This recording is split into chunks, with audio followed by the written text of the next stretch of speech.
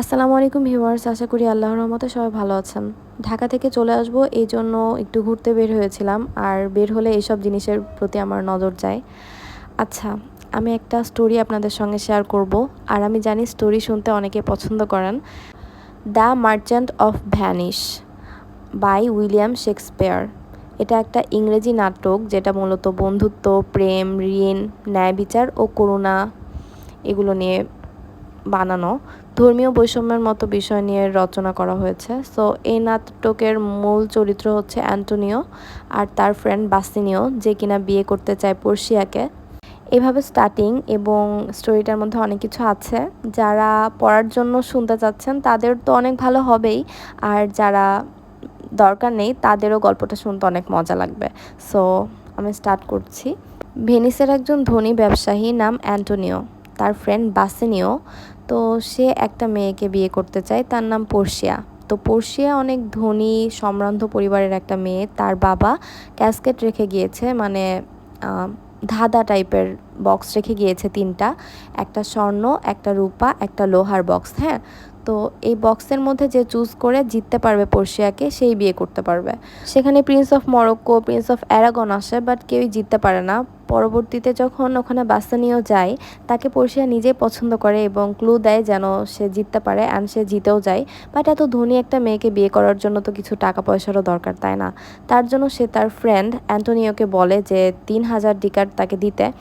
সেই মুহূর্তে অ্যান্টোনিওর হাতে ক্যাশ টাকা থাকে না, এই জন্য সে শাইলকের কাছে ধার নিতে যায়। শাইলক একজন জিউস মানি ল্যান্ডার, যে চড়া সুদের বিনিময়ে টাকা ধার দেয়, যে কারণে সবসময় তাকে ঠাট্টা বিদ্রূপ করা হয়।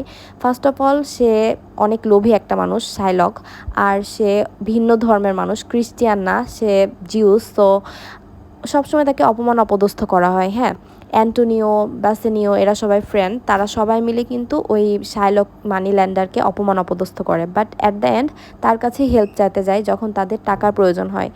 শার্লকের তাদের উপরে আগে থেকে রাগ ছিল, কারণ তাকে অপমান করা হতো। সেই সুযোগটাকে কাজে লাগিয়ে সে বলে, আচ্ছা আমি আর সুদ নিব না তোমাদের থেকে, ঠিক আছে? তোমাদেরকে 3,000 ডুকাট ধার দিব, সময়ের মধ্যে যদি ফেরত দিতে না পারো তাহলে আমি অ্যান্টোনিওর গায়ের 1 পাউন্ড মাংস, মানে ফ্লেশ নিয়ে নিব। তো ওরা সে সময় ওই বনটা করে ফেলে, কারণ তাদের সে সময় টাকাটার খুবই দরকার ছিল। বাট বাসনিও সে সময় নিষেধ করে যে, না ফ্রেন্ড, আমার জন্য তোমার লাইফ এভাবে রিস্কে ফেলা হবে না। ও বলে, না, এই সময়ের মধ্যে আমার জাহাজটা ব্যাক চলে আসবে, আমি দিয়ে দিতে পারবো টাকা, it's not a problem. So বনটা সই করে দেয়। বাসানিও টাকাটা নিয়ে বেলমন্ডে চলে যায়, সাথে তার ফ্রেন্ড গ্রাসানিও যায়।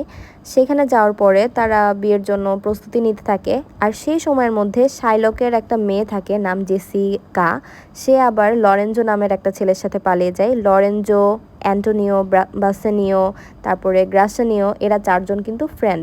সো গ্রাসানিও ওখানে যেয়ে বিয়ে করে পর্শিয়ারই মেড ন্যারিসাকে, এবং বাসানিও বিয়ে করে পর্শিয়াকে।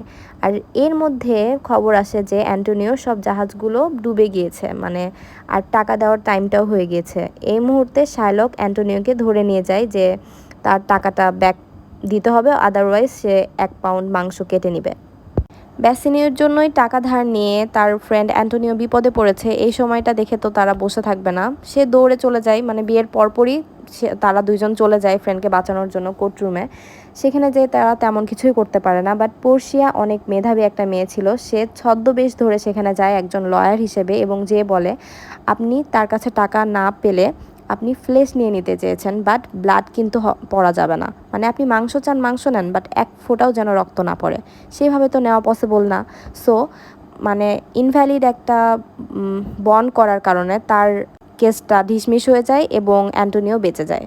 ইনভ্যালিড একটা বন্ড করার কারণে শার্লকের সব সম্পত্তি, মানে প্রপার্টি, গভর্নমেন্টের কাছে হাফ, আর হাফ তার মেয়ে জেসিকা এবং তার হাজব্যান্ড লরেঞ্জোর কাছে চলে যাওয়ার কথা হয়। বাট অ্যান্টোনিও তার উপর একটু মার্সি করে অ্যান্ড বলে যে না, এরকম করা উচিত না, সে যতদিন আছে সে তার প্রপার্টি ইউজ করতে পারে। গভর্নমেন্ট শার্লককে জোরপূর্বক খ্রিস্টান ধর্ম গ্রহণ করতে বাধ্য করে। নিউলি ম্যারিড কাপলগুলো তখন বেলমন্ডে চলে যায় এবং তাদের ম্যারেজটা সেলিব্রেট করে, এবং অ্যান্টোনিও জানতে পারে তার কিছু শিপ সেফলি ফেরত এসেছে। পর্ষিয়া বিয়ের সময় ব্যস্ত নেকে একটা রিং দিয়েছিল এবং লয়ার ছদ্মবেশে যখন গিয়েছিল তার থেকে রিংটা চেয়ে নেয়। এই নাটকে 3টা বিয়ে দেখানো হয় এবং মেজর থিমটা কি justice and mercy, prejudice and discrimination, love and friendship, money and greed. Thank you viewers for watching my video. আশা করি গল্পটি আপনাদের ভালো লেগেছে। আমার ভিডিওটিতে একটা লাইক করবেন, আমার চ্যানেলটি সাবস্ক্রাইব করে দিবেন। আল্লাহ হাফেজ, টেক কেয়ার।